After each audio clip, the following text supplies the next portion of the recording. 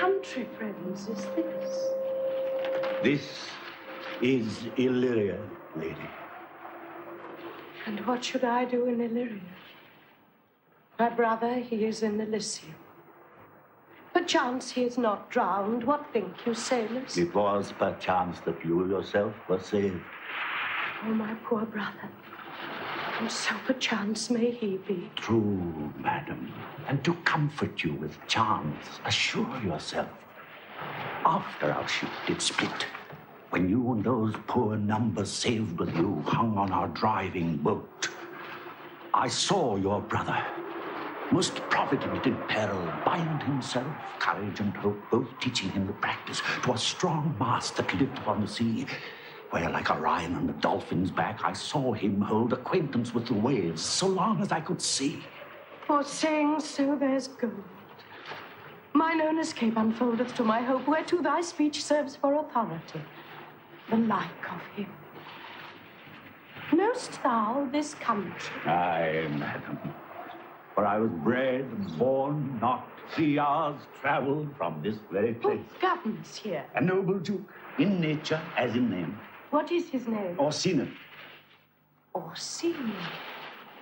I have heard my father name him. He was a bachelor then. And so is now, or was so very late. For but a month ago I went from hence, and then 'twas fresh in murmur. As you know, what great ones do, the less will prattle on. That he did seek the love of fair Olivia. What she? A virtuous man. The daughter of a count that died some 12 months since, then leaving her in the protection of his son, her brother, who shortly also died. For whose dear love, they say, she hath abjured the company and sight of men. Oh, that I served that lady, and might not be delivered to the world till I had made mine own occasion mellow what my estate is. That were hard to compass, for she will admit no kind of suit. No, not the duke's.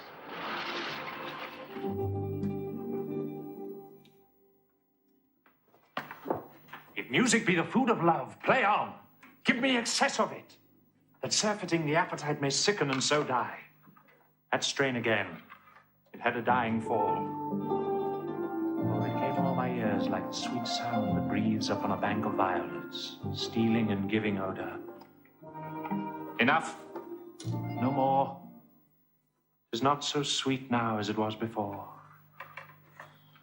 Oh, spirit of love, how quick and fresh art thou, but notwithstanding thy capacity receiveth as the sea, naught enters there of what validity and pitch soe'er, but falls into abatement and low price, even in a minute.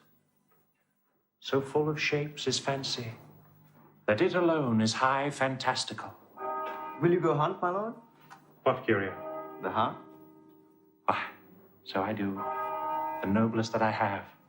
Oh, when mine eyes did see Olivia first, methought she purged the air of pestilence. How now? What news from her? So please, my lord, I would not be admitted. But from her handmaid do return this answer. The element itself, till 7 years' heat, shall not behold her face at ample view. But like a cloistress, she will veiled walk, and water once a day her chamber round with eye-offending brine. All this to season a brother's dead love, which she would keep fresh and lasting in her sad remembrance. Oh, She that had the heart of that fine frame to pay this debt of love but to a brother. How will she love when the rich golden shaft hath killed the flock of all affections else that live in her? When liver, brain, and heart, these sovereign thrones are all supplied and filled, her sweet perfections with one self-king, away before me to sweet beds of flowers. Love thoughts lie rich when canopied with bowers.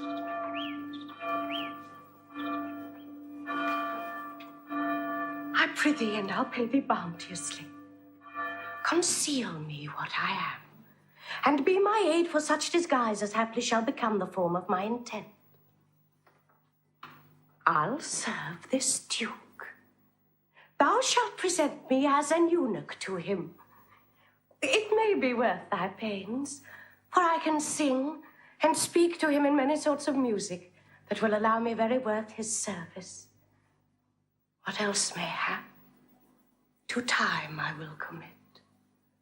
Only shape thou thy silence to my wit. Be you this eunuch, and your mute I'll be. When my tongue blabs, let my eyes not see.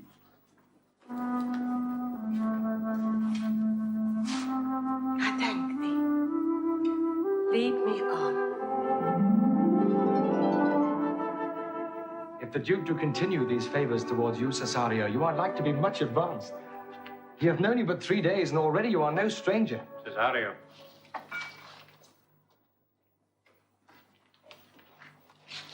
Thou knowst no less but all. I have unclasped to thee the very book, even of my secret soul. Therefore, good youth, address thy gate unto Olivia. Be not denied access. Stand at her doors and tell them there thy fixed foot shall grow till thou have audience. Sure, my noble lord, if she be so abandoned to her sorrow as to spoke, she never will admit me. Be clamorous and leap all civil bounds rather than make unprofited return. Say I do speak with her, my lord. What then? Oh, then, unfold the passion of my love. Surprise her with discourse of my dear faith. It shall become thee well to act my woes. She will attend it better in thy youth than in the nuncios of more grave aspect. I think not so, my lord. Dear lad, believe it. For they shall yet belie thy happy years that say thou art a man. Diana's lip is not more smooth and rubious. Thy small pipe is as the maiden's organ, shrill and sound, and all is semblate of a woman's part. I know thy constellation is right apt for this affair. Some 4 or 5 attend him. All, if you will, for I myself am best when least in company. Prosper well in this, and thou shalt live as freely as thy lord, to call his fortunes thine. I'll do my best to woo your lady. Yet above will strive. Whoe'er I woo, myself would be his wife. What a plague means my niece to take the death of her brother thus? I'm sure care's an enemy to life. Oh, by my troth, Sir Toby, you must come in earlier o' nights. Your cousin, my lady, takes great exceptions to your allowance. Why let her accept? Before accepting? Aye, but you must confine yourself within the modest limits of order. Confine? I'll confine myself no further than I am. These clothes be good enough to drink in, so be these boots, too. And they be not, let them hang themselves to their own straps. That quaffing and drinking will undo you. I heard my lady talk of it yesterday.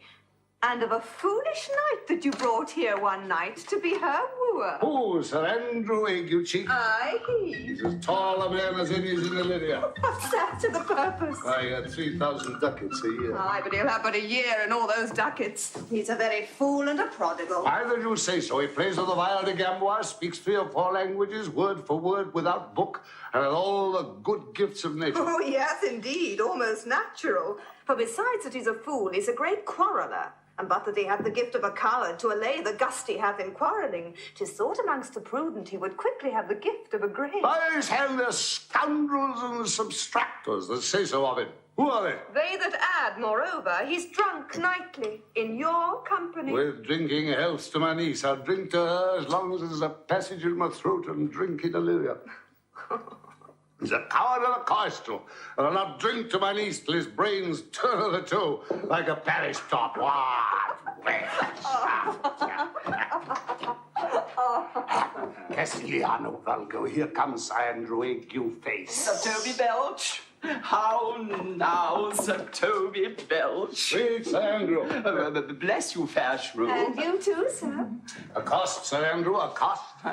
What's that? My niece's chambermaid. Oh, good Mistress Accost. I desire better acquaintance. My name is Mary, sir. Good Mistress Mary Accost. You mistake, my accost is front her, board her, woo her, assail her. Oh, I'm a troth. I would not undertake her in this company. Is that the meaning of accost? Fare you well, gentlemen. And thou let part so, Sir Andrew, wouldst thou might never draw a sword again. And you part so, mistress, I would I might never draw sword again. Fair lady, do you think you have fools in hand? Oh, sir, I have not you by the hand. Marry, but you shall have, and here's my hand. Oh, now, sir, thought is free.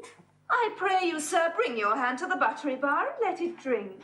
Huh? Wherefore, mistress, what's your metaphor? It's dry, sir. Oh, why, I think so. I am not such an ass, but I can keep my hand dry. But what's your jest? A dry jest, sir. Oh, are you full of them? Aye, sir, I have them at my fingers' ends. Marry, now I let go your hand. I am barren. Oh, night, thou lackst a cup of canary. When did I see thee so put down? Never in your life, I think, lest you see canary put me down. You know, methinks sometimes I have no more wit than a Christian or an ordinary man has. But I'm a great eater of beef, and I think that does harm to my wit. No question. When I thought that, I'd forswear it.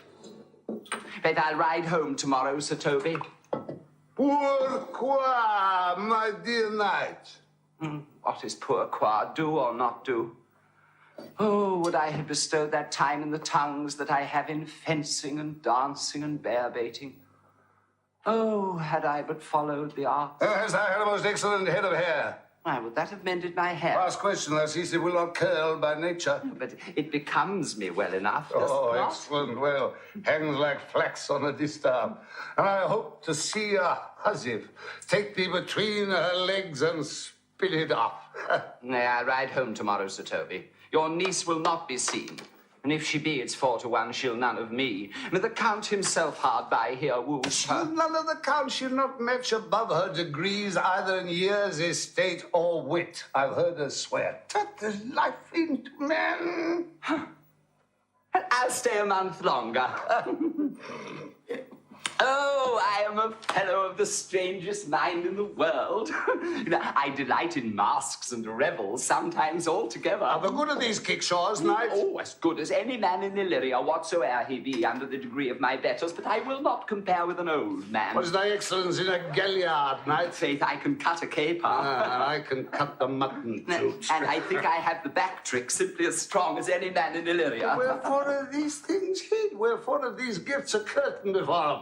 Are they like to take dust like Mistress Mal's picture? Why dost thou not go to church in a coronto and come home in a galliard? My very walk should be a jig. I wouldn't so much as make water, but in a syncopace. What dost thou mean? Is this a world to hide virtues in?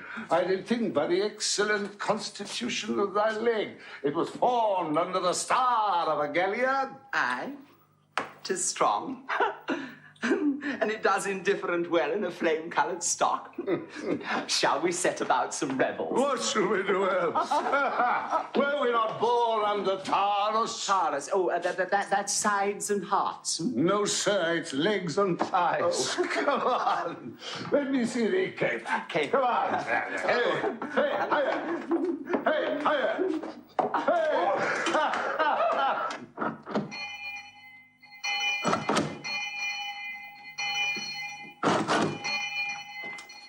Nay, either tell me where thou hast been, or I will not open my lips so wide as a bristle may enter in way of thy excuse. My lady will hang thee for thy absence. Let her hang me. He that is well hanged in this world needs to fear no colours. Make that good. He shall see none to fear. A good Lenten answer. I can tell thee where that saying was born of I fear no colours. Where, good Mistress Mary? In the wars, and that may you be bold to say in your foolery. God give them wisdom that have it, and those that are fools let them use their talents. Yet you will be hanged for being so long absent. Many a good hanging prevents a bad marriage. And if Sir Toby would leave drinking, thou wert as witty a piece of Eve's flesh as any in Illyria. Peace, you rogue. No more of that. Here comes my lady. Make your excuse wisely, your grace. God bless thee, lady. Take the fool away. Do you not hear, fellows? Take away the lady. Go to, you're a dry fool, I'll know more of you. Besides, you grow dishonest. Two faults, Madonna, the drink and good counsel will amend. The lady bade take away the fool, therefore I say again, take her away. Sir, I bade them take away you. Good Madonna, give me leave to prove you a fool. Can you do it? Dexterously, good Madonna. Well, sir, for want of other idleness, I'll bide your proof. Good Madonna, why mourn'st thou? Good fool, for my brother's death. I think his soul is in hell, Madonna. I know his soul's in heaven, fool. The more fool, Madonna, to mourn for a brother's soul being in heaven. Take away the fool, gentlemen. What think you of this fool, Malvolio? Doth he not mend? Yes, and shall do, till the pangs of death shake him. Infirmity that decays the wise doth ever make the better fool. God send you, sir, a speedy infirmity, for the better increasing your folly. How say you to that, Malvolio? I marvel your ladyship takes delight in such a barren rascal. I saw him put down the other day with an ordinary fool that has no more brain than a stone. Look you now, he's out of his guard already. Unless you laugh and minister occasion to him, he's gagged. Oh, you are sick of self-love, Malvolio. There is no slander in a loud fool, though he do nothing but rail. Now Mercury endue thee with leasing, for thou speak'st well of fools. Madam, there is at the gate a young gentleman, much desires to speak with you. From the Count Orsino, is it? Oh, I know not, madam. He's a fair young man and well attended. Who of my people hold him in delay? Sir Toby, your kinsman, Fetch madam. him off, I pray you. He speaks nothing but madman. Fie on him. Go you, Malvolio. If it be a suit from the Count, I'm sick or not at home, what you will to dismiss it. Now you see, sir, how your fooling grows old and people dislike it. You spoke for us, Madonna, as if thy eldest son should be a fool, whose skull Jove crammed with brains. For here he comes. One of thy kin has a most weak Pia Mater. By mine honour, half drunk. What is he at the gate, cousin? He's a gentleman. A gentleman. What gentleman? A gentleman here. Pig. Oh, this pickled herring. How now, soft. Good Sir Toby. Cousin, how have you come so early by this lethargy? Lechery? I defy lechery. There's one at the gate. I marry. What is he? Let him be the devil and he will. I cannot. Give me faith, say I. Well, that's all one. Oh, what's a drunken man like, fool? Like a drowned man, a fool, and a madman. One draught above heat makes him a fool, the second mads him, and the third drowns him. Go thou and seek the coroner, and let him sit, oh my coz, for he's in the third degree of drink, he's drowned. Go, look after him. He's but mad yet, Madonna, and the fool shall look to the madman. Madam, yon young fellow swears he will speak with you. I told him you were sick. He takes on him to understand so much, and therefore comes to speak with you. I told him you were asleep. He seems to have a foreknowledge of that too, and therefore comes to speak with you. What is to be said to him, lady? He's fortified against any denial. Tell him he shall not speak with me. Has been told so. And he says he'll stand at your door like a sheriff's post and be the supporter to a bench, but he'll speak with you. What kind of man is he? Why, of mankind. What manner of man? Of very ill manner he'll speak with you, will you or no? Of what personage and years is he? Not yet old enough for a man, nor young enough for a boy. It is with him in standing water between boy and man. Let him approach. Call him my gentlewoman. Gentlewoman, my lady calls. Give me my veil. Come, throw it o'er my face. We'll once more hear Orsino's embassy.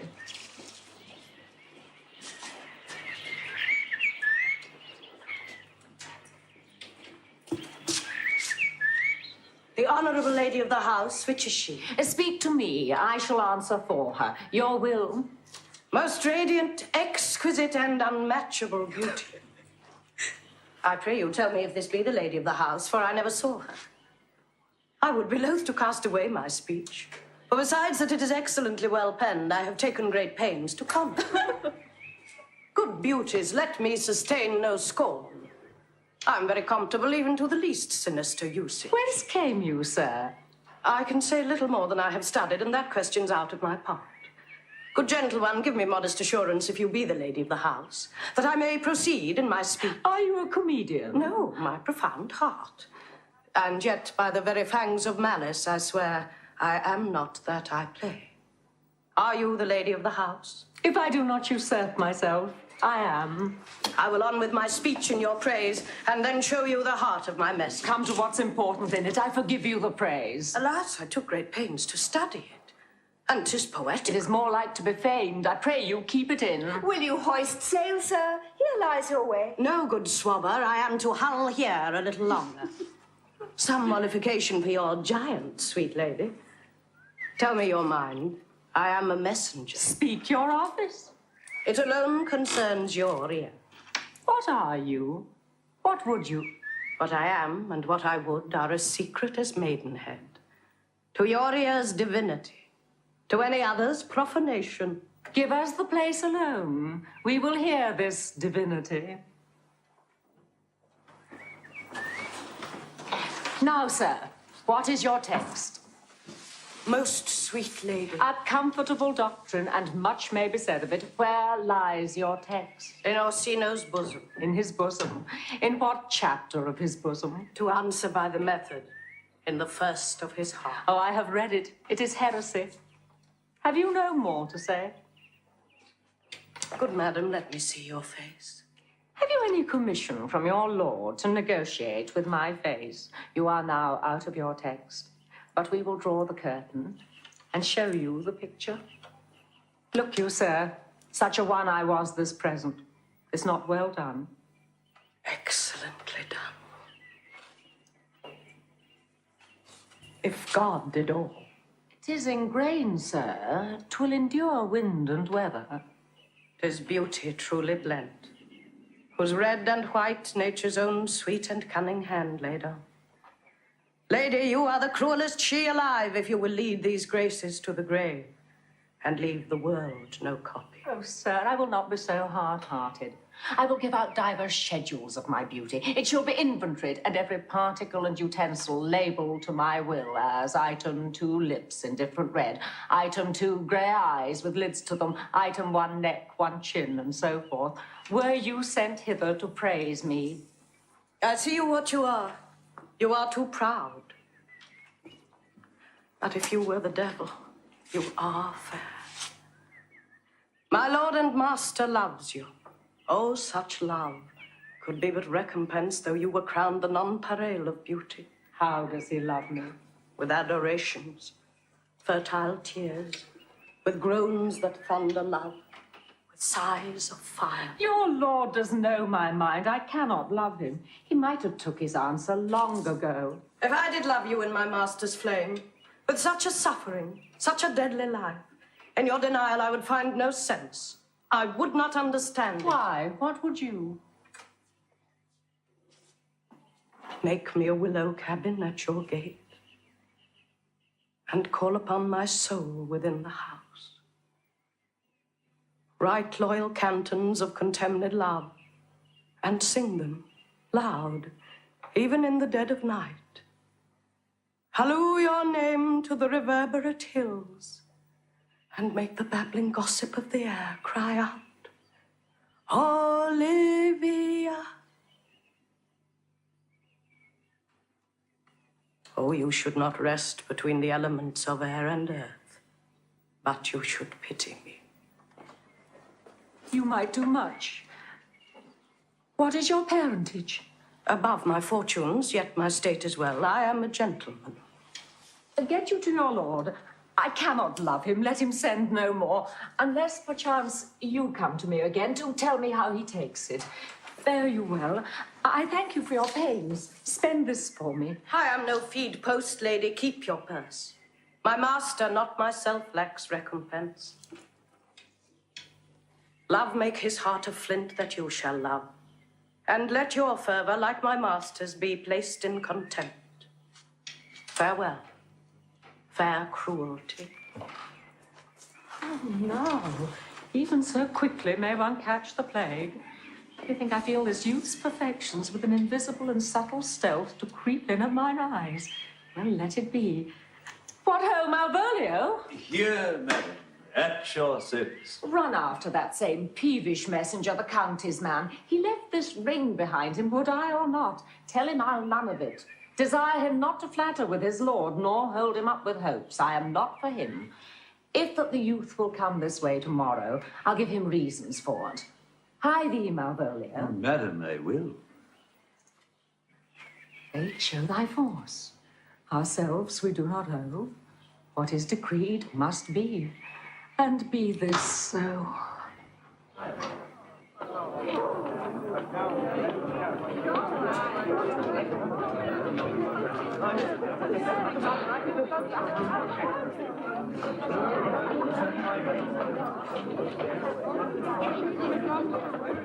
Were not you in now with the Countess Olivia? Even now, sir.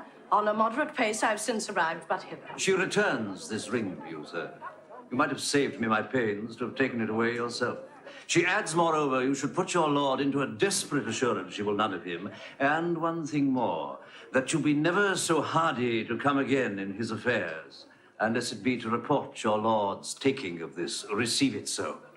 If she took the ring of me, I'll none of it. Come, sir, you peevishly threw it to her, and her will is it should be so returned. If it be worth stooping for, there it lies in your eye. If not, be it his that finds it.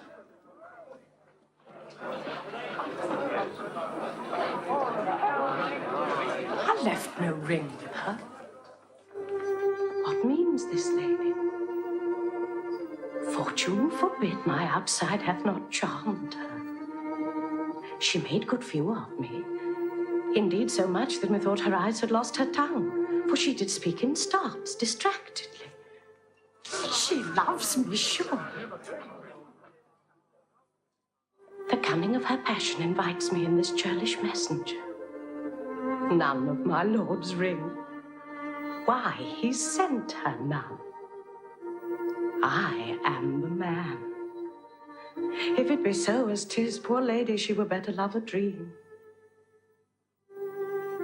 Disguise, I see thou art a wickedness wherein the pregnant enemy does much.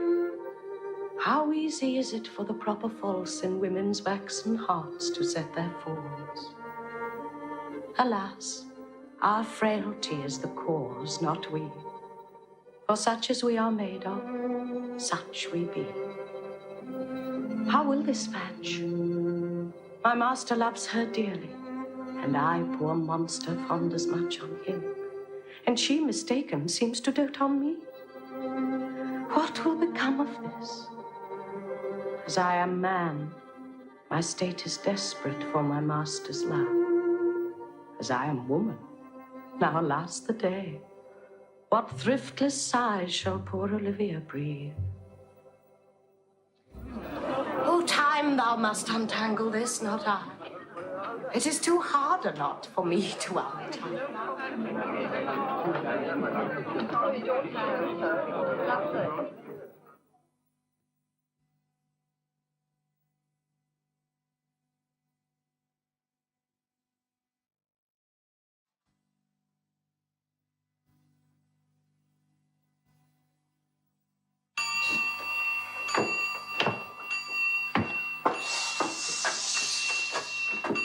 Approach, Sir Andrew. Approach. To be up after midnight is to be go to bed early. And judiculo surgery, thou knowest. Nay, by my troth, I know not. But I know that to be up late is to be up late. A false confusion that I hated as an unfilled can. To go to bed after midnight and to go to bed then is early. So that to go to bed after midnight is to go to bed betimes. Does not our life consist of the 4 elements? Faith, so they say, but I think it rather consists of eating and drinking. Ah, the scholar. Therefore, let us eat and drink. I say a stoup of wine. Oh, here comes the fool, if they calm now my heart. Welcome, ass. Now, let's have a catch. Come on, there's a 6pence for you. Now let's have a song. And here's a testrel of me, too. If one night give a testrel. Would you have a love song or a song of good life? Oh, a love song, a love song. Aye. I care not for good life. Oh, mistress mine, where are you roaming? Oh, stay and hear your true love's coming. That can sing both high and low. Trip no further, pretty sweeting. Journeys end in lovers' meeting. Trip no further, pretty sweeting. Every wise man's son doth know.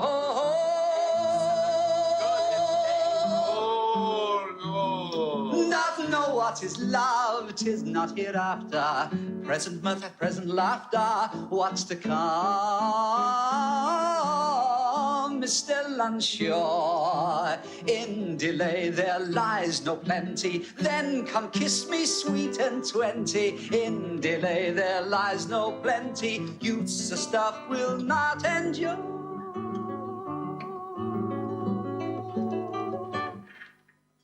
Mellifluous voice, as I'm a true knight. Shall we make the Wilkin dance indeed? Shall we rouse the night owl in a catch that'll draw 3 souls out of 1 weaver? Shall we do that? And you love me, let's do. No, I'm a dog at a catch. And some dogs will catch well. Oh, most certain. Let our catch be thou knave. Hold thy peace, thou knave knight. I will be constrained in it to call thee knave knight. Ah, 'tis not the first time I have constrained one to call me knave. But begin, fool. It begins, hold thy peace. I shall never begin if I hold my peace. Good faith. Come begin.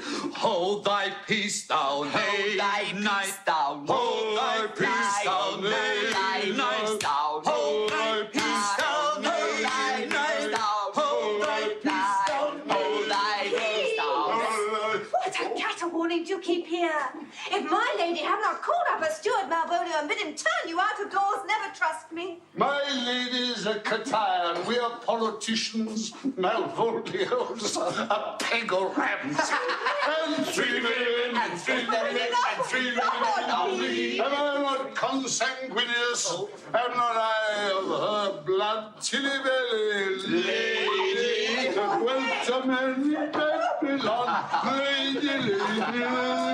Oh, beshrew me, the knight's in admirable fooling. Aye, he does well enough if he be disposed, but so do I too. He does it with a better grace, but I do it more naturally. Oh, 12th of December. My true love said to me, my God, my God. Love of God, peace. My masters, are you mad? Or what are you? Have you no wit, manners, nor honesty, but to gabble like tinkers at this time of night? Do you make an ale house of my lady's house, that you squeak out your coziest catches without any mitigation or remorse of voice? Is there no respect of place, persons, nor time in you? We did keep time, sir, in our catches. Nick up. Toby, I must be round with you.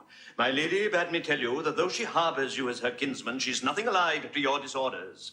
If you can separate yourself and your misdemeanours, you are welcome to the house. If not, and it would please you to take leave of her, she's very willing to bid you farewell. Farewell, dear heart, since I must needs be gone. Good Sir Toby. His eyes do show his days are almost done. Is it even so? But I will never die. Sir Toby, there you lie. This is much credit to you. I bid him go and spare not. No!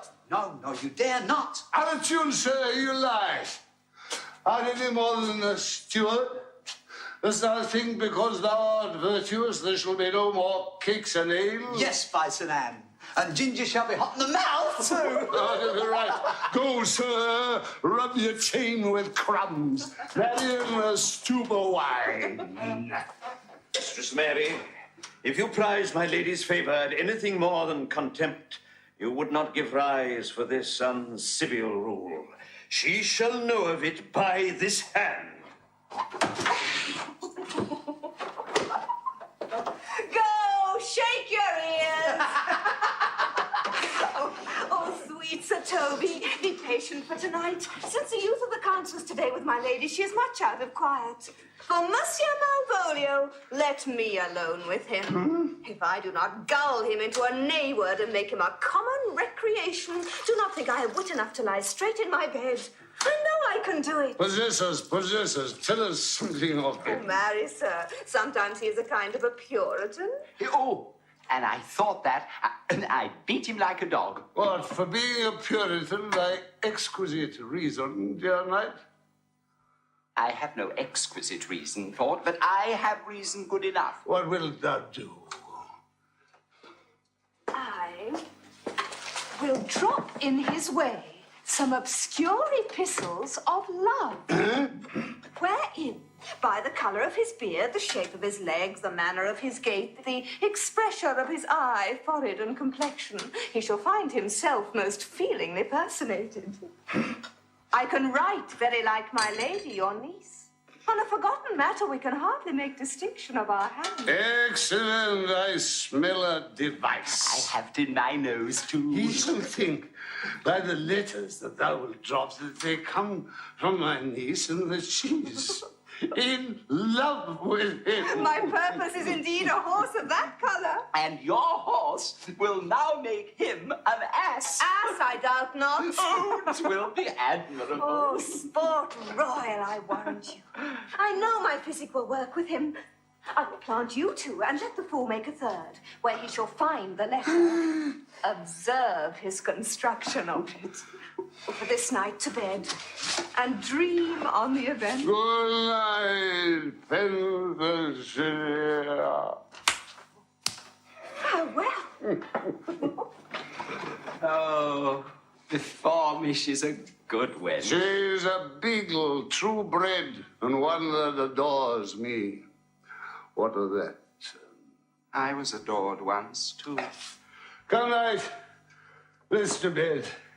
I must needs send for more money, knight. If I cannot recover your niece, I am a foul way out. Send for more money. And thou hast another the end, call me cut. That I do not, never trust me. Take it how you will. Come, I'll go burn some sack.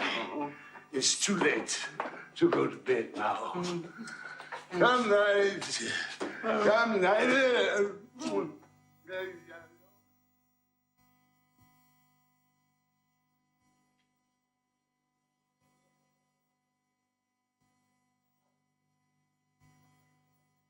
Give me some music.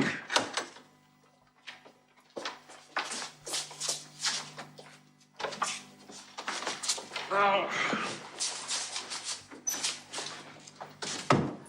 Tomorrow, friends. Now, good Cesario. But that piece of song, that old and antique song we had last night, I thought it did relieve my passion much. More than light airs and recollected terms of these most brisk and giddy-paced times. Come, but one verse. Come hither, boy. If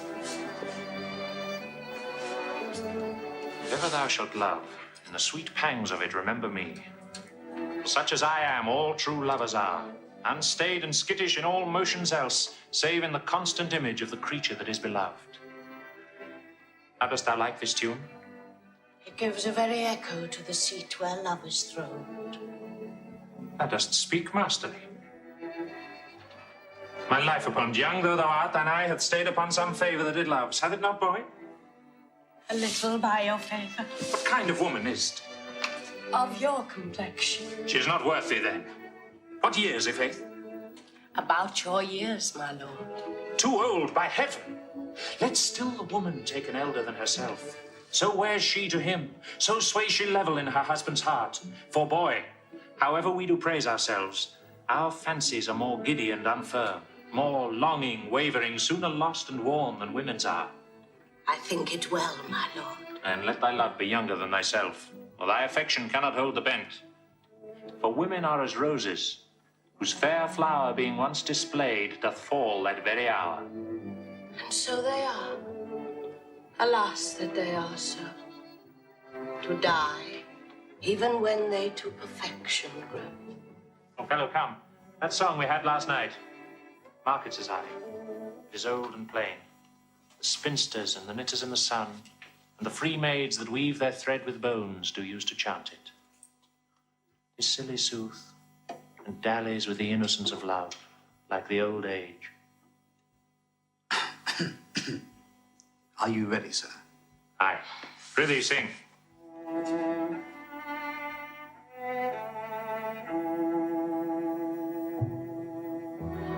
Come away, death, and in sad cypress let me be laid. Fly away, breath. I am slain by a fair, cruel maid. My shroud of white stuck all with you. Oh, prepare it, my part of death. No one so true did share it.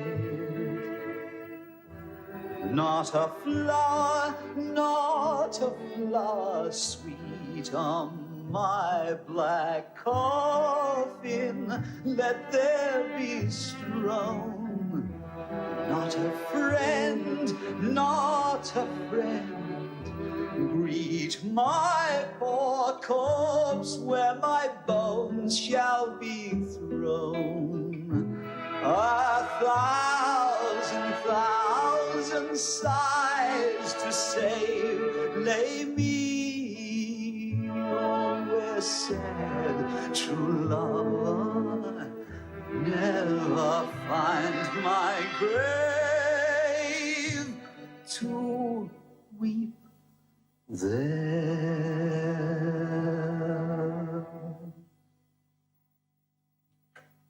There's for thy pains.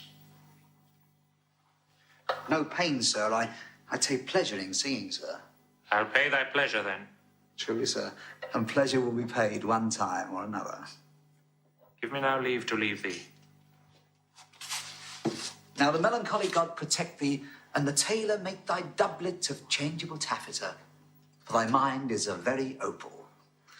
Farewell. Let all the rest give place.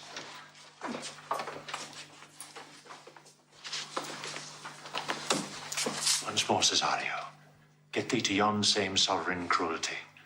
Tell her my love, more noble than the world, prizes not quantity of dirty lands. Those parts that fortune hath bestowed upon her, tell her I hold as giddily as fortune. But 'tis that miracle and queen of gems that nature pranks her in attracts my soul. But if she cannot love you, sir? I cannot be so answered. Sooth, but you must. Say that some lady, as perhaps there is, hath for your love as great a pang of heart as you have for Olivia. You cannot love her. You tell her so. Must she not then be answered? There is no woman's sides can bide the beating of so strong a passion as love doth give my heart. No woman's heart so big to hold so much. They lack retention. Alas, their love may be called appetite. But mine is all as hungry as the sea and can digest as much. Make no compare between that love a woman can bear me and that I owe Olivia. Aye, but I know. What dost thou know? Too well what love women to men may owe. In faith they are as true of heart as we. My father had a daughter, loved a man. As it might be, perhaps, were I a woman, I should, your lordship. And what's her history? A blank, my lord. She never told her love, but let concealment, like a worm i' the bud, feed on her damask cheek. She pined in thought, and with a green and yellow melancholy, she sat like patience on a monument, smiling at grief. Was not this love indeed? We men may say more, swear more, but indeed our shows are more than will, for still we prove much in our vows, but little in our love. But died thy sister of her love, my boy? I am all the daughters of my father's house, and all the brothers too. And yet, I know not. My name is Sebastian.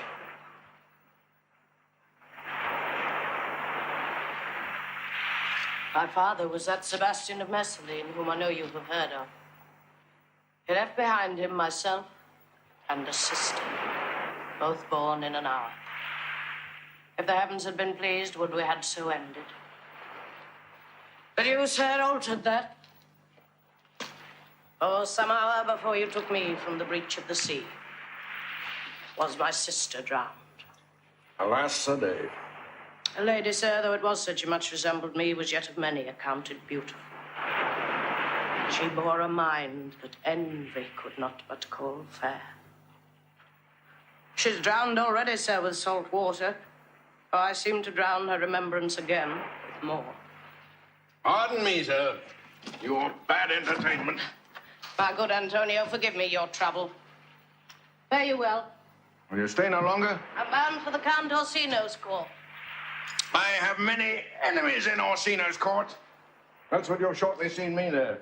Once, in a sea fight against the Count's galleys, I did some service. Of such note, indeed, that were I ta'en here, it would scarce be answered. Belike you slew great numbers of his people. The offense is not of such a bloody nature. Albeit the quality of the time and quarrel might well have given us bloody argument. It might have since been answered in repaying what we took from them, which for traffic's sake most of our city did, only myself stood out. Which, if I be lapsed in this place, I shall pay dear. Well, do not then walk too open. It doth not fit me. Hold, sir. Here's my purse. In the south suburb, at the Elephant is best to lodge.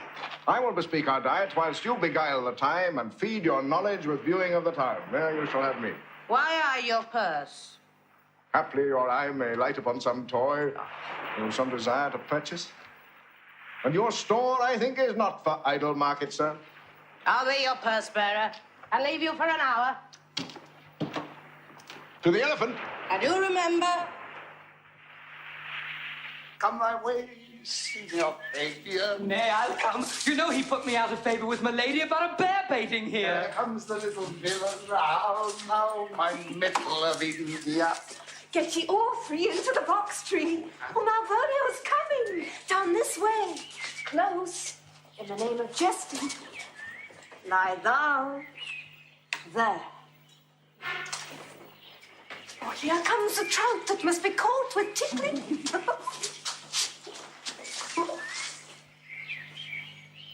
Is but fortune. All is fortune. Maria once told me she did affect me, and I have heard herself come thus near, that should she fancy it should be one of my complexion. Besides, she uses me with a more exalted respect than anyone else that follows her. What should I think of? Here's an overweening Peace. Contemplation makes a rare turkey cock of him. How he jets under his advanced plumes. Light, I could so beat the rogue. Peace, I say. To be Count Malvolio. Ah, rogue. Pistol him, pistol him. Peace, I say. There is example for you. The lady of the Strichy married the yeoman of the wardrobe. Fie on him, Jezebel. Peace. Now he is deeply in. Look how imagination blows him. Having been 3 months married to her, sitting in my state, Over a stone bowl to hit him in the eye. calling my officers about me in my branched velvet gown, having come from a day bed where I have left Olivia sleeping. Fire and peace. and then to have the humour of state, and after a demure travel of regard, telling them I know my place as I would they should do theirs, to ask for my kinsman, Toby. Bolts and shackles. Peace, now. 7 of my people, with an obedient start, make out for him. I frown the while, or perchance wind up my watch, or play with my some rich jewel. Toby approaches, courtesy is there to me. Shall this fellow live? Though our silence be drawn from us with cars, yet peace. I extend my hand to him thus, quenching my familiar smile with an austere regard of control. Does not Toby catch you a blow of the lips then? Saying, Cousin Toby, my fortunes having cast me on your niece, give me this prerogative of speech. What? You must amend your drunkenness. Out, scab! Nay, patience, or we break the sinews of our plot. Besides, you waste the treasure of your time with a foolish knight. That's me, I warrant you. One Sir Andrew. I knew 'twas I, for many do call me fool. What employment have we here? Now is the woodcock near the gin. More peace, and the spirit of humour's intimate reading aloud to him. By my life, this is milady's hand. To the unknown beloved, this and my good wishes are very phrases. To whom should this be? This wins him liver and all. Jove knows I love, but who?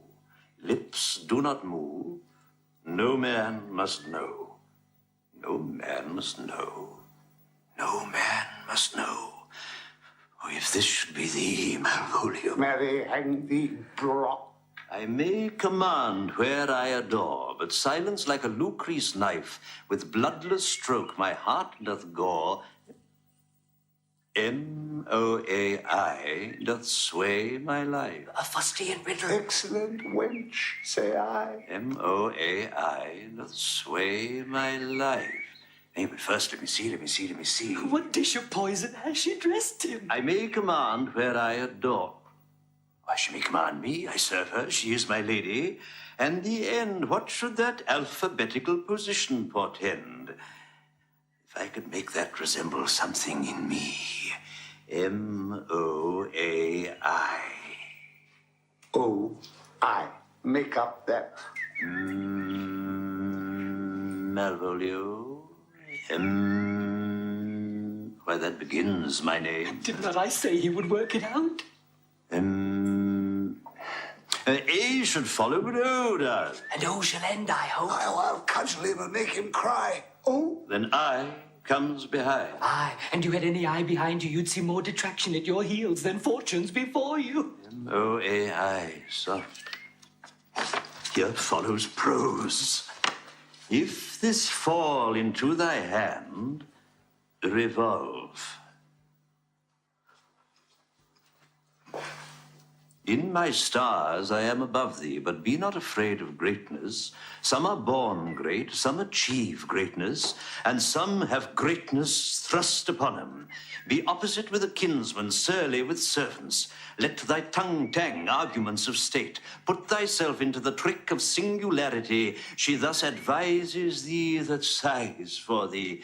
Remember who commended thy yellow stockings, and wished to see thee ever cross-gartered. I say, remember.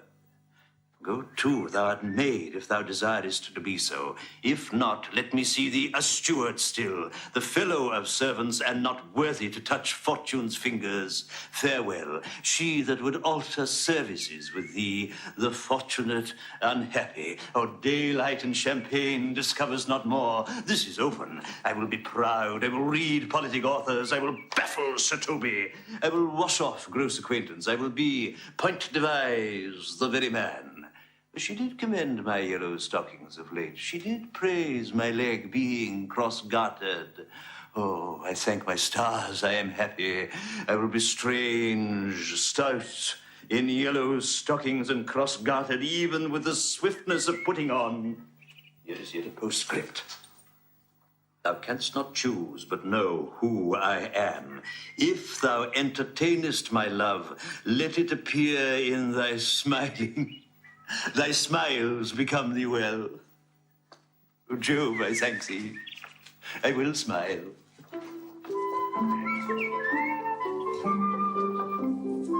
I will do everything thou wilt have me.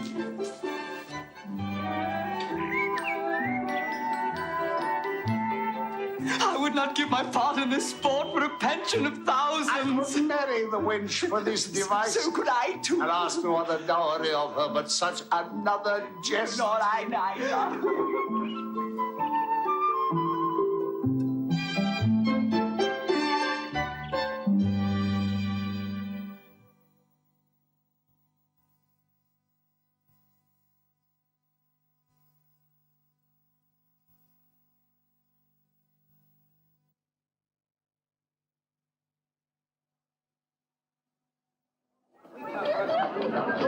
Oh, mistress mine, where are you roaming? Oh, steady, true love's coming, that can sing both high and low. Sing thee, friend, and thy music.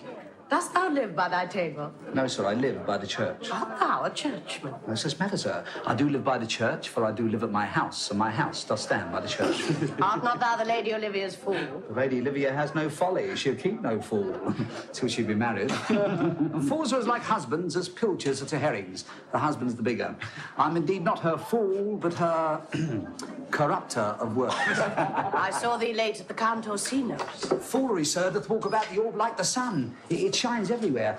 I would be sorry, sir, but the fool should be as off with your master as with my mistress. I think I saw your wisdom there. Nay, and thou pass upon me, I'll no more with thee. Hold, there's expenses for thee. Now, Jove, at his next commodity of hair, send thee a beard.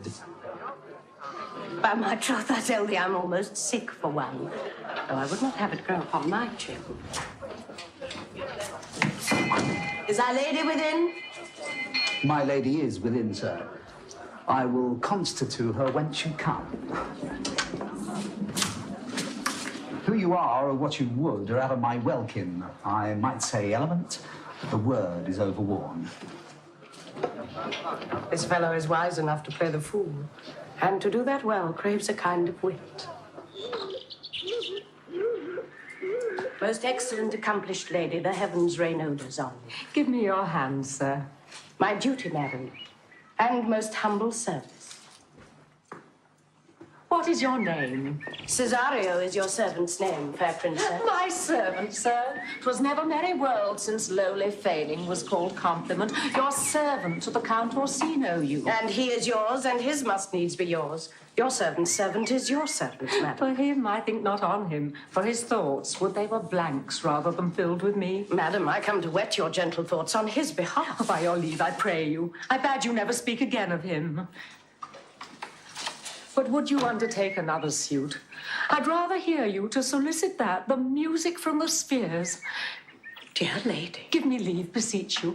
I did send, after the last enchantment you did hear, a ring in chase of you. So did I abuse myself, my servant, and I fear me you. Under your hard construction must I sit, to force that on you in a shameful cunning which you knew none of yours. What might you think? Have you not set mine honour at the stake and baited it with all the unmuzzled thoughts the tyrannous heart can think? To one of your receiving enough is shown. A cypress, not a bosom, hides my heart. So, let me hear you speak. I pity you. That's a degree to love. No, not agrees. For 'tis a vulgar proof that very oft we pity enemies. Why then, methinks 'tis time to smile again. O world, how apt the poor are to be proud. If one should be a prey, how much the better to fall before the lion than the wolf. The clock upbraids me with the waste of time. Be not afraid, good youth, I will not have you. And yet, when wit and youth is come to harvest, your wife is like to reap a proper man.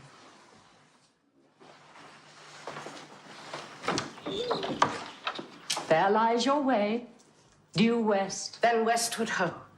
Grace and good disposition attend your ladyship. You'll nothing, madam, to my lord by me? Stay. I prithee, tell me what thou thinkst of me. That you do think you are not what you are. If I think so, I think the same of you. Then think you right. I am not what I am. I would you were as I would have you be. Would it be better, madam, than I am? I wish it might, for now I am your fool. Cesario, by the roses of the spring, by maidhood, honor, truth, and everything, I love thee so, the more go all thy pride, nor wit nor reason can my passion hide. Do not extort thy reasons from this clause, for that I woo, thou therefore hast no cause. But rather reason thus, with reason fetter. Love sought is good, but given unsought is better. By innocence I swear, and by my youth, I have one heart, one bosom, and one truth.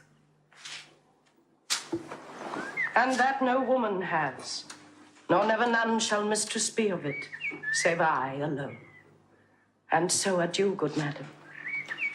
Nevermore will I my master's tears to you deplore. Yet come again, for thou perhaps mayst move this heart that now abhors to like his love. Nay, faith, I'll not stay a jot longer. Thy reason, dear Venom, give thy reason. You must needs yield your reason, Sir Andrew. Marry, I saw your niece do more favours to the Count's serving man than ever she bestowed upon me. She did show favour to the youth only to exasperate you, to awake your dormouse valour, to put fire in your heart and brimstone in your liver. You are now sailed into the north of milady's opinion, where you will hang like an icicle on a Dutchman's beard, unless you do redeem it by some laudable attempt either of valour or policy.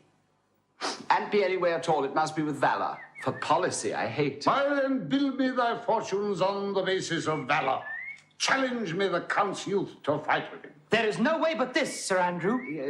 Will either of you bear me a challenge to him? Go write it in a martial hand, be cursed and brief. Let there be gall enough in thy ink, though thou write with a goose pen, no matter about it. Where shall I find you? We'll call thee at the cubiculo. Go. This is a dear mannequin to you, Sir Toby. I've been dear to him, lad, some 2,000 strong or so.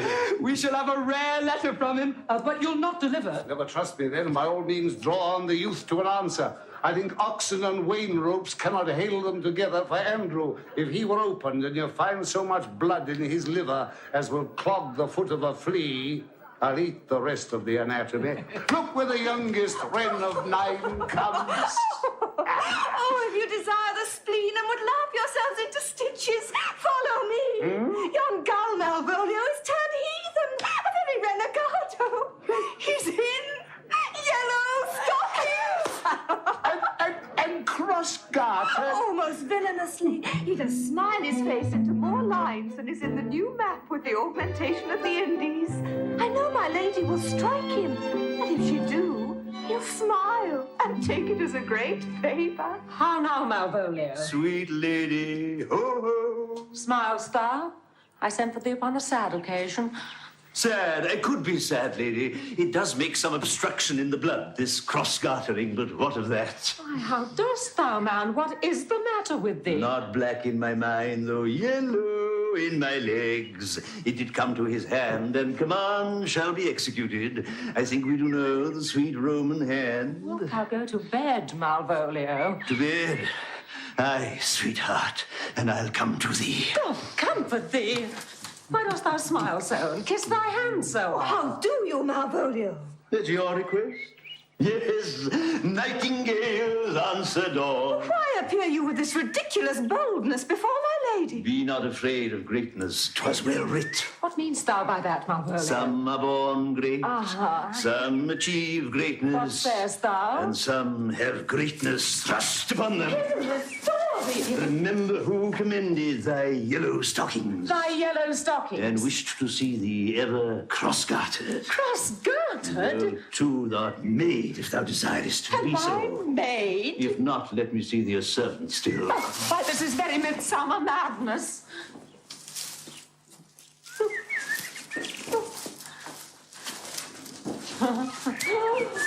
Maria, I fear he is possessed, madam. Let this fellow be looked to. Where's my cousin Toby? Let some of my people have a special care of him. I would not see him miscarry for the half of my dowry.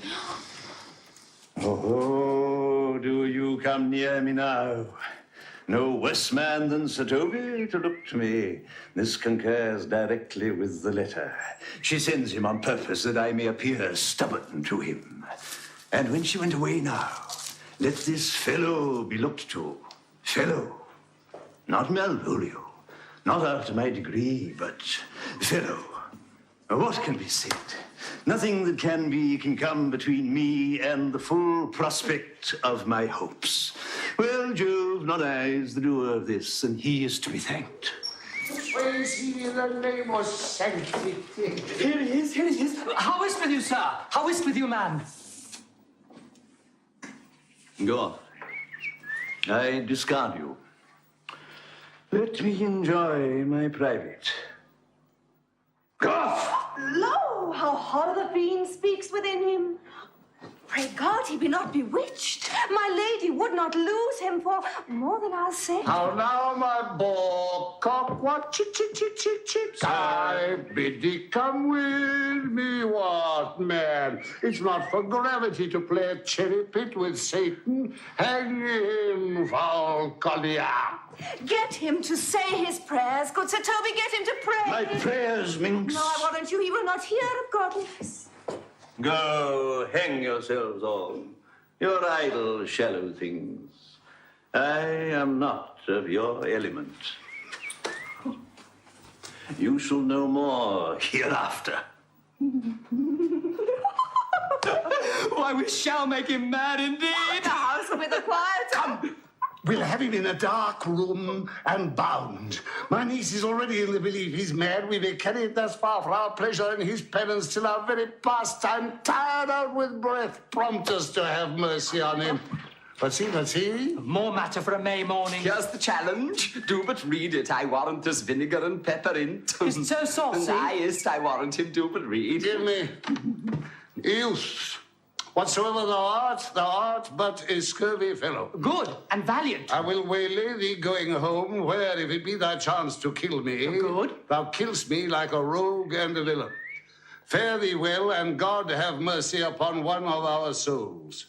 He may have mercy upon thine, but my hope is better. And so look to thyself, thy friend as thou usest him, and thy sworn enemy, Andrew Aguchig. Well, if this letter move him not, his legs cannot. I'll gift him. You may have very fit occasion for it, for he's even now in some commerce with my lady, and will by and by depart. Go, Sir Andrew, scout me for him at the corner of the orchard like a bumbaily. As soon as ever thou seest him, draw, and as thou drawest, swear horrible. Go! Let me alone for swearing. I have said too much unto a heart of stone, and laid mine honour too unchariot. There's something in me that reproves my fault, but such a headstrong, potent fault it is that it but mocks reproof. But the same behaviour that your passion bears goes on my master's grief. Here, wear this jewel for me. 'Tis my picture, refuse it not. It hath no tongue to vex you, and I beseech you come again tomorrow. What will you ask of me that I'll deny, that honour saved may upon asking give? Nothing but this, your true love for my master. How with mine honour may I give him that which I have given to you? I will acquit you. Well, come again tomorrow. Fare thee well. A fiend like thee might bear my soul to hell. Gentlemen, God save you. And you, sir. That defence thou hast, betake thee to't. Of what nature the wrongs are thou hast done him, I know not. But thy interceptor, full of despite, bloody as the hunter, attends thee at the orchard's end. You mistake, sir. I'm sure no man hath any quarrel to me. You find it otherwise, I assure you. Therefore, if you hold your life at any price, betake you to your guard. For your opposite hath in him what youth, strength, skill, and wrath can furnish man withal. I pray you, sir, what is he? He is a knight dubbed with unhacked rapier and on carpet consideration. But he's a devil in a private brawl. I will return again into the house and desire some conduct of the lady. I am no fighter. I beseech you, do me this courteous office as to know of the knight what my offence to him is. It is something of my negligence, nothing of my purpose. I will do so. Signor Fabian, stand you by this gentleman till my return. I pray you, sir, do you know of this matter? I know the knight is incensed against you, even to a mortal arbitrament, but nothing of the circumstance more. I pray, I beseech you, sir, what manner of man is he? He is indeed, sir, the most skillful, bloody, and fatal opposite that you could possibly have found in any part of Illyria. Will you walk towards him? I will make your peace with him, if I can. I shall be much bound to you for it. I am one that had rather go with Sir Priest than Sir Knight. I care not who knows so much of my mettle. Why, man, he's a very devil. I've not seen such a virago. They say he's been fencer to the Sophie. Poxont, I'll not meddle with him. But he'll not now be so pacified. Fabian can scarce hold him yonder. Let him let the matter slip, and I'll give him my horse, Grey Capulet. I'll make the motion. Stand here. Make a good show on't. Mary, I'll ride your horse as well as I ride you. I've got his horse to take up the quarrel. I persuaded him the youth's a devil. He is as horribly conceited of him and pants and looks pale as if a bear were at his heels. There's no remedy, sir. The gentleman will fight with you for his oath's sake. Oh, pray God defend me. A little thing would make me tell them how much I lack of a man. Give ground if you see him furious. Come, Sir Andrew, there's no remedy. The gentleman will have one bout with you. Come on, toot.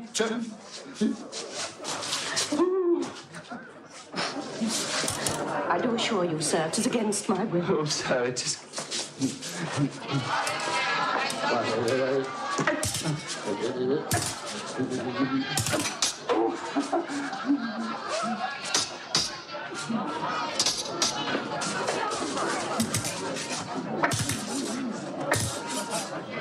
No.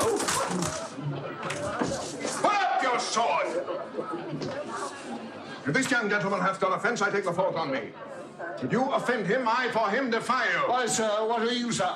One, sir, who for his love dares yet do more than you've heard him brag to you, hero. Hey, if you're an undertaker, I am for you.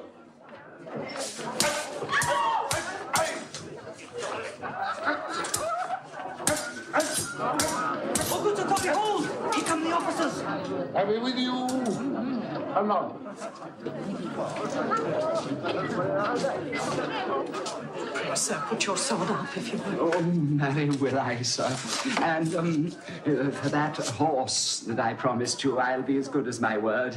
He will bear you easily and reins well. This is the man. Do thy office. Antonio, I arrest thee at the suit of Count Orsino. You do mistake me, sir. No, sir, no jot. I know your favor well, though now you have no sea cap on your head. Take him away. He knows I know him well. I must obey. This comes with seeking you. But there's no remedy, I shall answer it. What will you do now my necessity makes me to ask you for my purse? You stand amazed, but be of comfort. Come, sir, away. I must entreat you of some of that money. What money, sir? For the fair kindness you have shown me here, and part being prompted by your present trouble, out of my lean and low ability I'll lend you something. You deny me now? It's possible that my deserts to you can lack persuasion. Do not tempt my misery, lest that it make me so unsound a man as to upbraid you with those kindnesses that I have done for you. I know of none. Nor know I you by voice or any feature. Oh, heavens themselves! Come, sir, I pray you go. Let me speak a little. This youth that you see here, I snatched one half out of the jaws of death, relieved him with such sanctity of love, and to his image, which methought did promise most venerable worth, did I devote. What's that to us? The time goes by, away. Yet how vile and idle proves this god. Now has Sebastian done good feature shame. The man grows mad, away with him. Come, come, sir. Lead me on.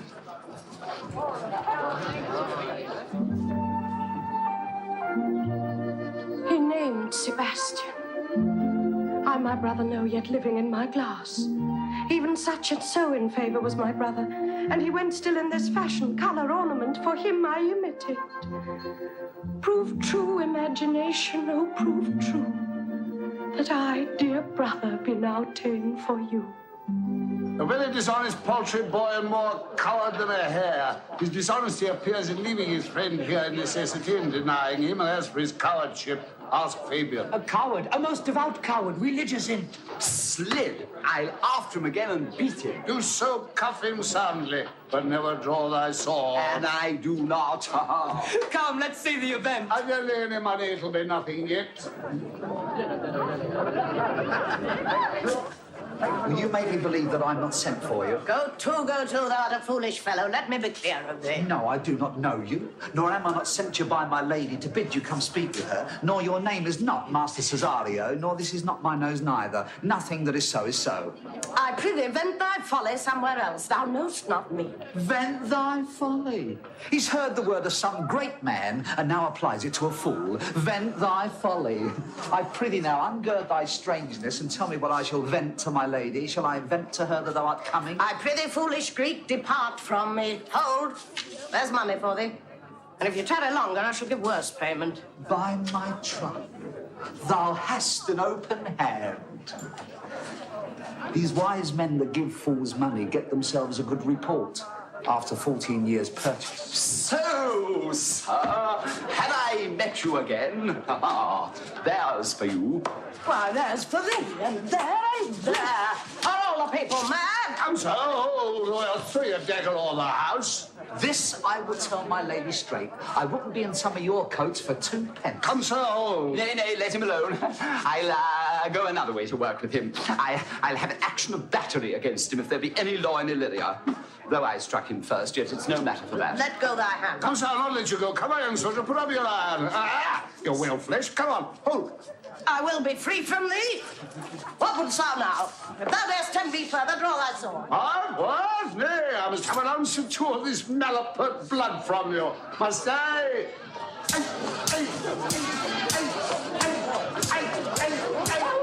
Oh, beyond thy life I charge thee, oh. Madam.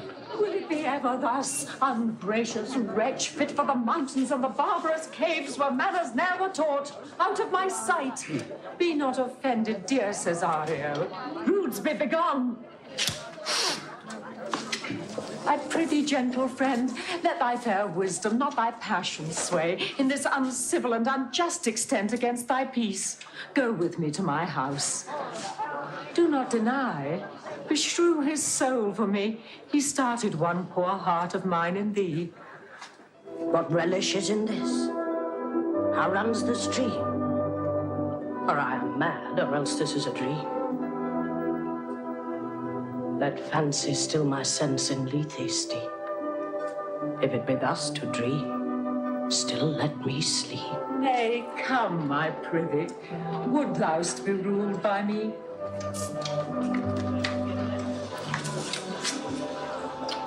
Madam, I will. Oh, say so, and so be.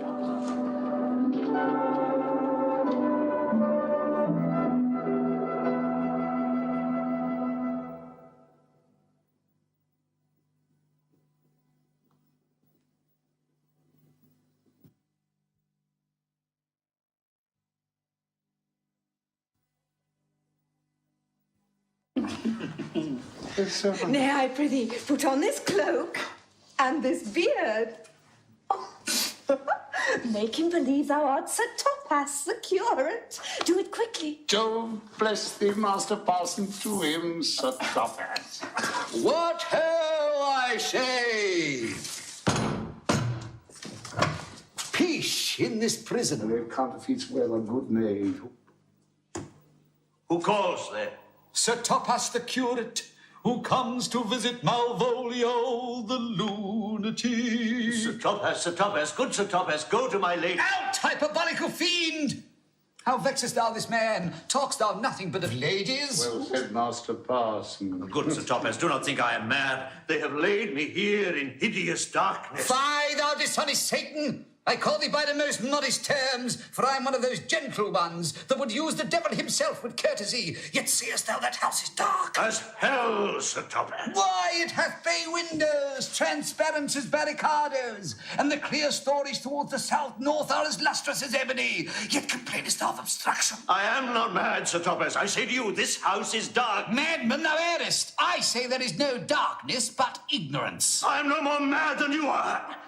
Make the trial of it in any constant question.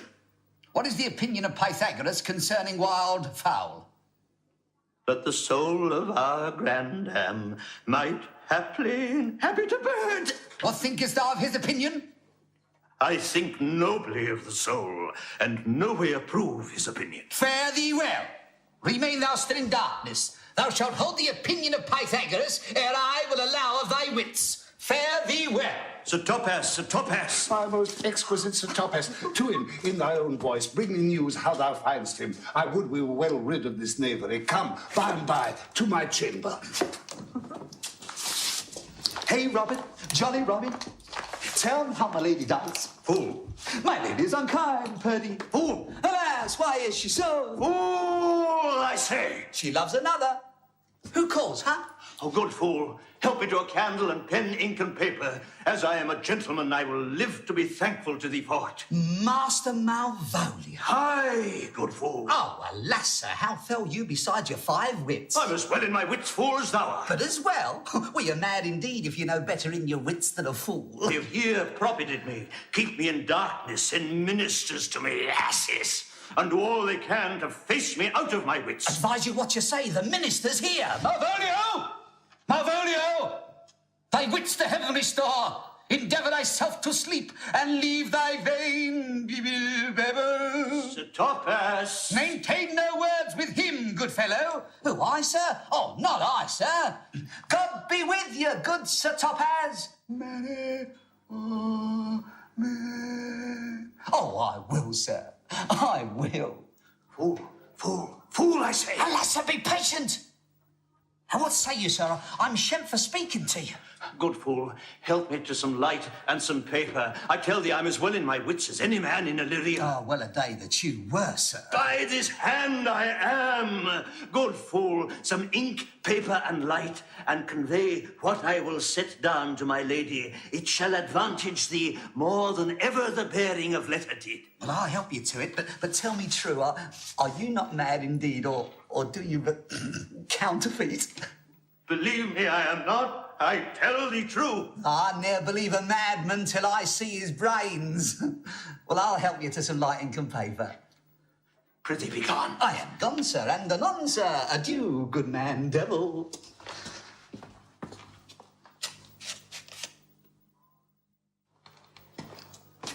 This is the air. That is the glorious sun. This pearl she gave me, I do feel it and see it. And though 'tis wonder that enwraps me thus, yet 'tis not madness. Where's Antonio, then? I could not find him at the Elephant, yet there he was, and there I found this credit that he'd arranged the town to seek me out. But here the lady comes. Blame not this haste of mine. If you mean well, now go with me, and with this holy man into the chantry by. There before him, and underneath that consecrated roof, plight me the full assurance of your faith, that my most jealous and too doubtful soul may live at peace. What do you say? I'll follow this good man and go with you. And having sworn truth, ever will be true. Then lead the way, good father. And heaven so shine that they may fairly note this act of mine.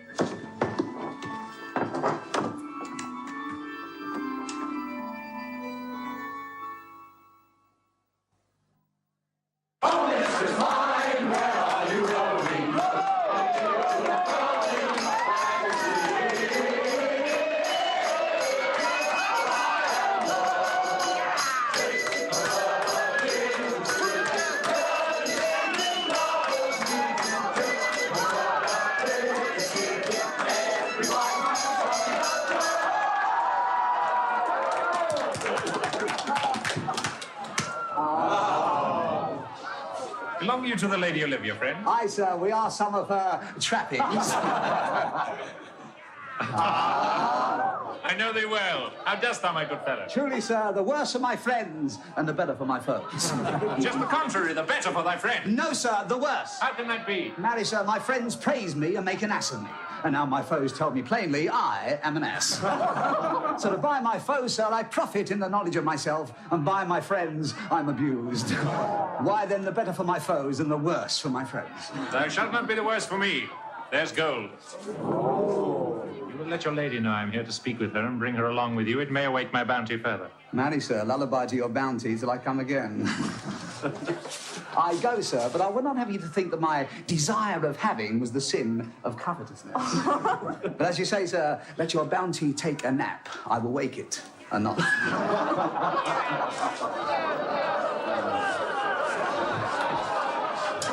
Here comes the man, sir, that did rescue me. What is the matter? Orsino, this is that Antonio that took the Phoenix and her fraud from Candy. Here in the street, desperate of state and shame, in private brabble did we apprehend him. He did me kindness, sir, drew on my side, but in conclusion put strange speech upon me. I know not what 'twas but distraction. Notable pirate, thou saltwater thief, what foolish boldness brought thee to their mercies, whom thou in terms so bloody and so dear hast made thine enemies? Orsino, noble sir, be pleased that I shake off these names you give me. Antonio never yet was sea-faw pirate. I confess on basin ground enough Orsino's enemy. A witchcraft drew me hither. That most ingrateful boy there by your side. From the rude seas, enraged and foamy-mouthed did I redeem. A wreck past hope he was. His life I gave him, and did dare to add my love without retention or restraint, all his in dedication. How can this be? When came he to this town? Today, my lord. And for 3 months before, no interim, not a minute's vacancy, both day and night did we keep company. Here comes the Countess. Now heaven walks on earth.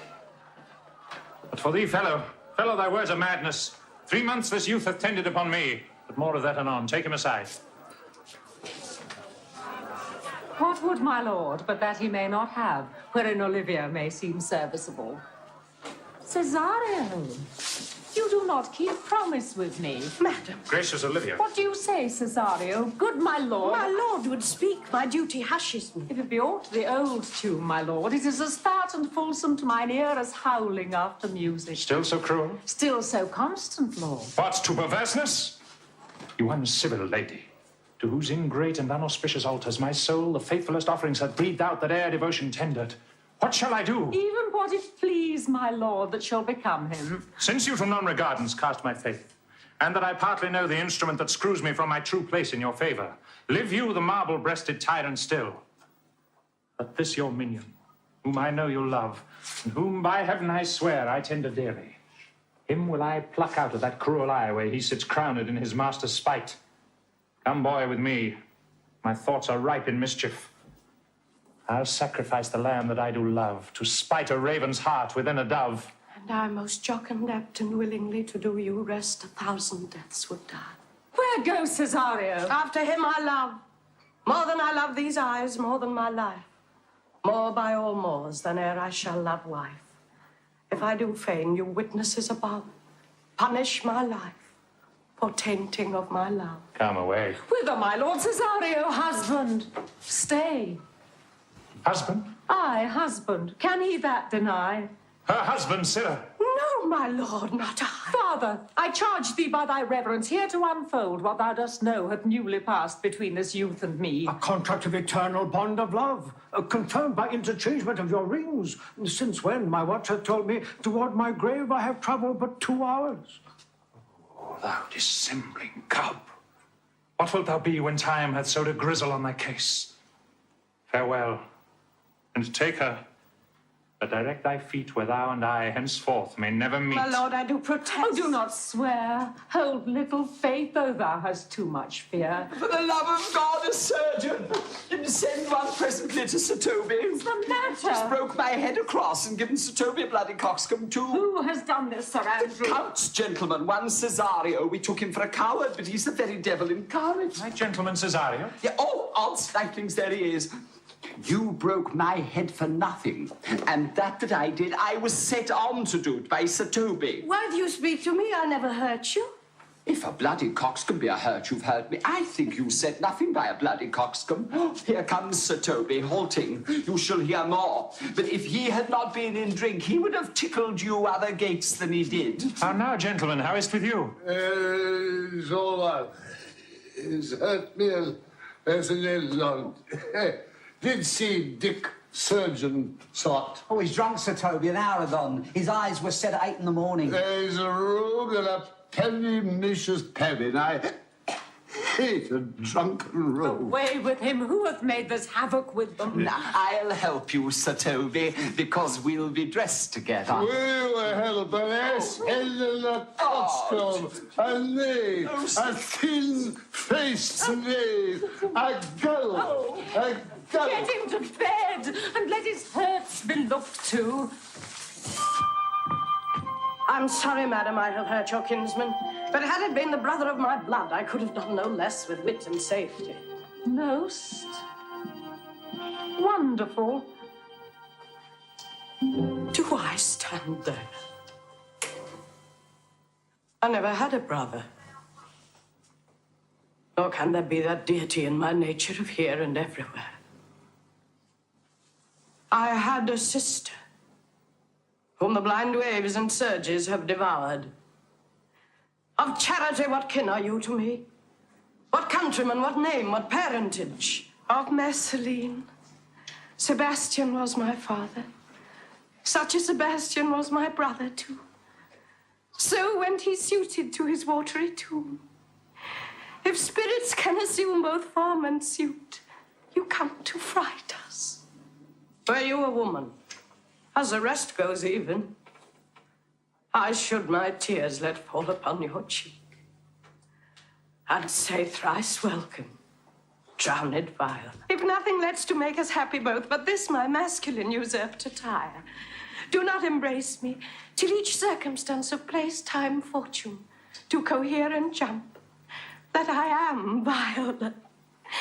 Which to confirm, I'll bring you to a captain in this town, where lie my maiden weeds, by whose gentle help I was preserved, to serve this noble count.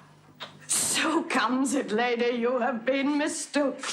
But nature to her bias drew in that you would have been contracted to a maid. Nor are you therein by my life deceived. You are betrothed both to a maid and man. Be not amazed. Right noble is his blood. If this be so, as yet the glass seems true, I shall have share in this most happy wreck. Boy, thou hast said to me 1,000 times thou never shouldst love woman like to me. And all those sayings will I overswear, and all those swearings keep us true in soul, as doth that orbed continent the fire that severs day from night. Give me thy hand, and let me see thee in thy woman's weeds. The captain that did bring me first on shore hath my maid's garments. He upon some action is now endurance at Malvolio, suit a gentleman and follower of my lady's. He shall release him. Fetch Malvolio hither. And now, alas, now I remember me, they say, poor gentleman, he is much distract. A most extracting frenzy of mine own from my remembrance clearly banished his. How does he, sirrah? As well as a man in his case might do, madam. He has here writ a letter to you. Open it and read it. Look then to be well edified when the fool delivers the madman. By the Lord, madam! How now art thou mad? No, madam, I do but read madness, and as your ladyship will have it as it ought to be, you must allow vox. I prithee read it to thy right wit. Well, so I do, madam, but to read his right wits is to read thus. Therefore, perpend, my princess, and give ear. By the Lord, read it you, sirrah. By the Lord, madam, you wronged me, and the world shall know it. Though you have put me into darkness and given your drunken cousin rule over me, yet have I the benefit of my senses as well as your ladyship. I have your own letter that induced me to the semblance I put on. Think of me as you please. I leave my duty a little unthought of and speak out of my injury. The madly used Malvolio. Did he write this? Aye, madam. This sailor's not much of distraction. See him delivered. Fabian, bring him hither. My lord, so please you, these things further thought on. To think me as well as sister, as a wife. Your master quits you, and for your service done him so much against the mettle of your sex, so far beneath your soft and tender breeding, and since you called me master for so long, here is my hand. You shall from this time be your master's mistress. A sister, you are she. Is this the madman? How now, Malvolio? Madam, you have done me wrong. Notorious wrong. Have I, Malvolio? No. Lady, you have. Pray you peruse that letter. You must not now deny it is your hand, and tell me in the modesty of honour why you have given me such clear lights of favour, bade me come smiling and cross-gartered to you, to put on yellow stockings, and a frown upon Sir Toby and the lighter people. And acting this in an obedient hope, why have you suffered me to be imprisoned, kept in a dark house, visited by the priest, and made the most notorious geck and gull that their invention played on? Tell me why. Alas, Malvolio, this is not my writing, though I confess much like the character, but out of question 'tis Mariah's hand. Good madam, let me speak. Most freely I confess. Myself and Toby set this device against Malvolio here, upon some stubborn and uncourteous parts we had conceived against him. Maria writ the letter at Sir Toby's great importance, in recompense whereof he hath married her. Alas, poor fool, how have they baffled thee? Why, some are born great, some achieve greatness, and some have greatness thrust upon them. I was one, sir, in this interlude, one Sir Topass, sir. That's all one. By the Lord, fool, I'm not mad. But do you remember, madam, why laugh you at such a barren rascal? And you smile not, he's gagged. And thus the whirligig of time brings in his revenges.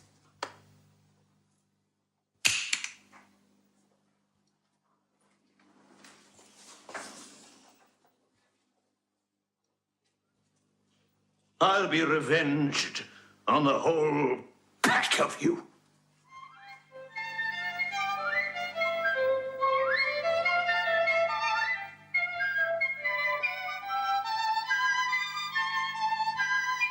He hath been most notoriously abused. Pursue him and entreat him to a peace. He hath not told us of the captain yet.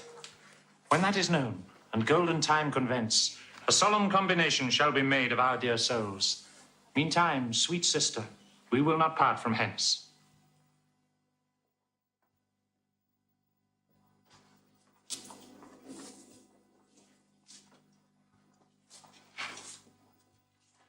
Cesario, come. For so you shall be while you are a man. But when in other habits you are seen, Orsino's mistress and his fancy's queen,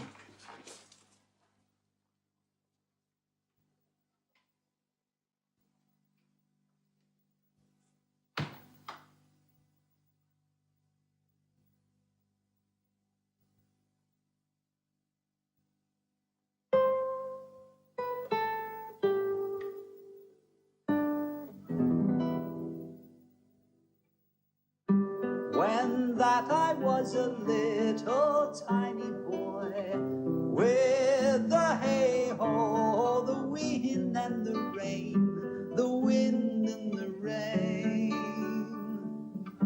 A foolish thing was but a toy, for the rain it raineth every day, it raineth every day.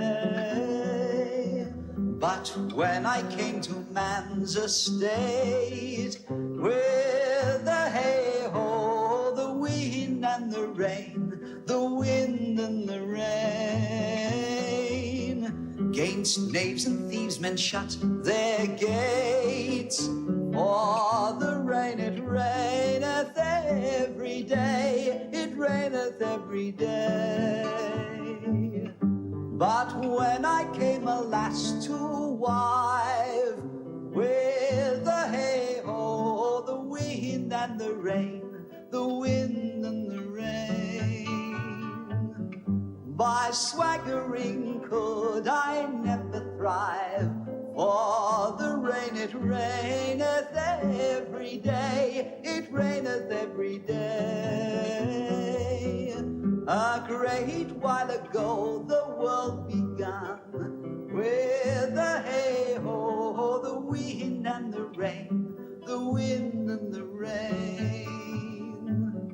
But that's all one, our play is done, and we'll strive to please you every day.